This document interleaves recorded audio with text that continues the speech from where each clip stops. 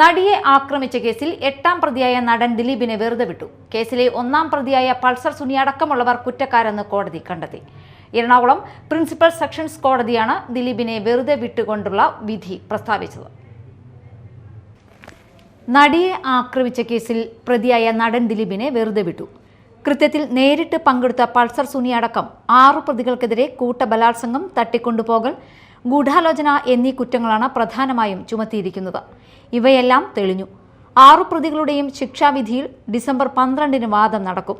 കൃത്യത്തിൽ നേരിട്ട് പങ്കെടുത്തില്ലെങ്കിലും സംഭവത്തിന്റെ മുഖ്യ ആസൂത്രകനെന്ന് പ്രോസിക്യൂഷൻ ആരോപിക്കുന്ന 8ാം പ്രതിയായ ദിലീപിനെതിരെയും ബലാത്സംഗ കുറ്റം ചുമത്തിയിരുന്നു. എന്നാൽ ദിലീപിനെതിരെ ക്രിമിനൽ ഗൂഢാലോചന തെളിയിക്കാൻ പ്രോസിക്യൂഷന് സാധിച്ചില്ല. ഗൂഢാലോചനയിലടക്കം തെളിവില്ലെന്ന് ചൂണ്ടിക്കാട്ടിയാണ് കേസിൽ പ്രതിയായ ദിലീപിനെ കോടതി കുറ്റവിമുക്തനാക്കിയത്. IT നിയമപ്രകാരം പൾസർ സുനി കുറ്റക്കാരനാണെന്നും കോടതി കണ്ടെത്തി.